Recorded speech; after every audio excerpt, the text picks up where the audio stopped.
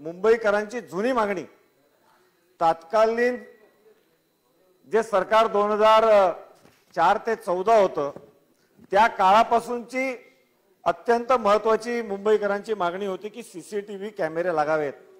आणि हा रिपोर्ट सुद्धा शासनाचा आहे की सीसीटीव्ही कॅमेरे लागल्यानंतर क्राइम रेट कमी झाला, सीसीटीव्ही कॅमेरा आढळल्यानंतर इन्व्हेस्टिगेशन अधिक चांगल्या पद्धतीने झालं आणि त्यामुळे त्याचा परिणाम हा कन्व्हिक्शन रेट वाढण्यावर झालेला आहे। परंतु अध्यक्ष महोदय 2004 ते 2014 तात्कालीन सरकारला सीसीटीव्ही कॅमेऱ्यांचा टेंडर काढता आला नाही, परंतु 2014च्या नंतर माननीय देवेंद्र फडणवीस साहेबांच्या नेतृत्वाखाली तातडीने यावर काम झालं। सीसीटीव्ही कॅमेऱ्यांचं टेंडर निघालं, काम लार्सन अँड टुब्रो सारख्या एका प्रतिष्ठित कंपनीला दिलं गेलं।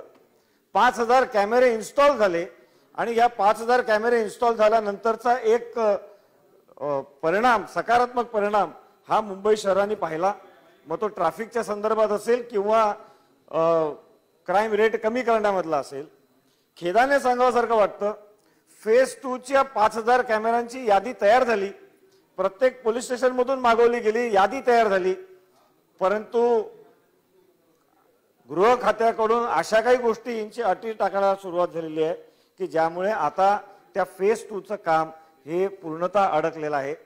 आणि मला असं वाटतं की मुंबईच्या कायदा सुव्यवस्थेकडे बघण्याचा जो दृष्टिकोन सरकारचा आहे तो अतिशय निराशजनक आहे।